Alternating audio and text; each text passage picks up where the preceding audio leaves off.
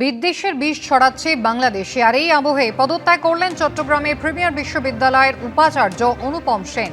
শেখ হাসিনা বাংলাদেশ ছাড়ার পরেই বিভিন্ন কলেজ বিশ্ববিদ্যালয়ে উপাচার্য অধ্যাপকদের পদত্যাগের দাবিতে বিক্ষোভ শুরু হয়।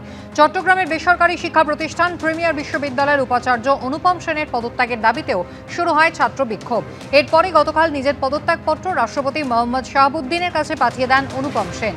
যদিও পদত্যাগপত্রে তিনি লিখেছেন বার্ধক্যজনিত কারণে এই পদত্যাগ। অধ্যাপক অনুপম সেন আন্তর্জাতিক খ্যাতিসম্পন্ন সমাজতত্ত্ববিদ। 5 দশকেরও বেশি শিক্ষকতার জীবনে পেয়েছেন একাধিক পদক। পদত্যাগী উপাচার্যকে স্বৈরাচারীদের মিত্র আখ্যা দিয়েছে বিক্ষোভকারী ছাত্ররা।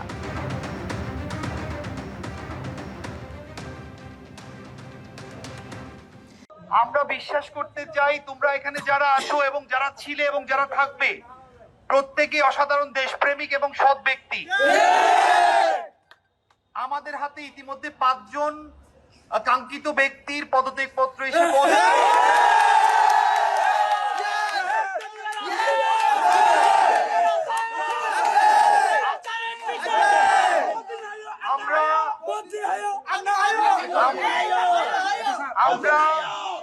আমরা যারা এই আন্দোলনের সাথে যুক্ত ছিলাম আমরা প্রত্যেকেই অত্যন্ত ব্যথিত এবং দুঃখিত এই কারণে যে ইউনিভার্সিটি একদিন বন্ধ রাখতে হয়েছিল।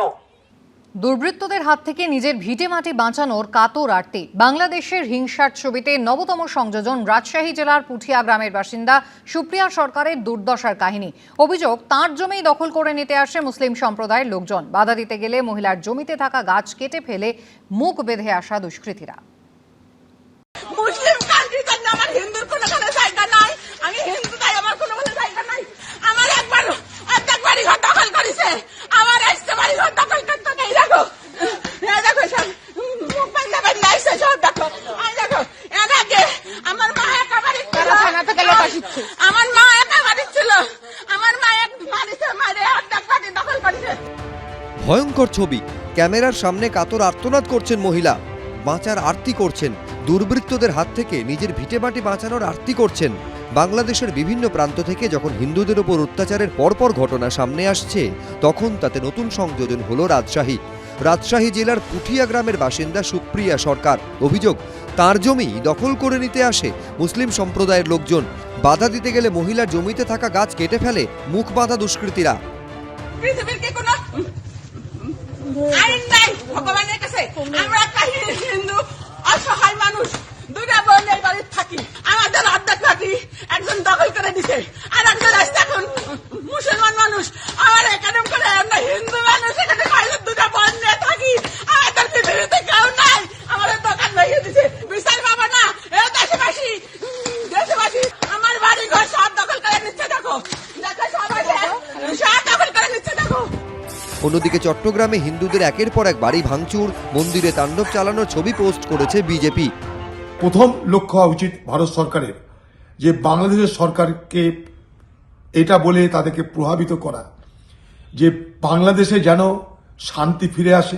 আজকে বাংলাদেশের সরকারের দায়িত্বের মধ্যে পড়ে সে দেশের নাগরিক, তাদের যাই ধর্ম হোক, যাই বর্ণ হোক, যাই জাতি হোক, তাদেরকে রক্ষা করা। বাংলাদেশে যারা হিন্দু বসবাস করে তারা সেখানে শতাব্দীর পর শতাব্দী মানে বংশানুক্রমে বসবাস করে। আর একদিকে যখন বাংলাদেশে হিন্দুদের ওপর লাগাতার অত্যাচার চলছে, চরমে উঠছে ভারত বিদ্বেষ, তখন ইঙ্গিতপূর্ণভাবে আরও কাছাকাছি আসছে বাংলাদেশ ও পাকিস্তান। যে পাকিস্তানি সেনার অত্যাচারের হাত থেকে পূর্ব পাকিস্তানের নাগরিকদের নিষ্কৃতি দিতে যুদ্ধে ঝাঁপিয়েছিল ভারত, ইন্দিরা গান্ধীর হাত ধরে জন্ম হয়েছিল স্বাধীন বাংলাদেশের, সেই বাংলাদেশই আজ পাকিস্তানকে কাছে টানছে। একদিকে যখন পাকিস্তানকে কাছে টানতে সে দেশের নাগরিকদের ভিসা পাওয়া সহজ করল ইউনূস সরকার, তখন সূত্রের দাবি ভারতের বিরুদ্ধে অবস্থান আরও কড়া করে ভারতীয়দের ভিসা দেওয়ার ক্ষেত্রে কড়াকড়ি বাড়াচ্ছে বাংলাদেশ। দুদেশের মধ্যে উত্তেজনাপূর্ণ পরিস্থিতিতে ভারতীয়দের জন্য বাংলাদেশের ভিসা দেওয়া নিয়ন্ত্রণ করতে শুরু করেছে ইউনূস সরকার। এর কোনো আনুষ্ঠানিক ঘোষণা না হলেও সূত্রের দাবি, কলকাতায় বাংলাদেশের ডেপুটি হাইকমিশনে বাংলাদেশের অন্তর্বর্তী সরকারের তরফ থেকে ভারতীয়দের ঢালাও ভিসা দেওয়া থেকে সরে আসার নির্দেশ দেওয়া হয়েছে। শুক্রবার থেকে সেই নির্দেশ কার্যকর করা শুরুও হয়ে গিয়েছে বলে সূত্রের দাবি। স্বাধীনতার পর প্রথমবার ভারতের ক্ষেত্রে এমন কড়া পদক্ষেপ করছে বাংলাদেশ। বিজেন্দ্র সিংহ, এবিপি আনন্দ।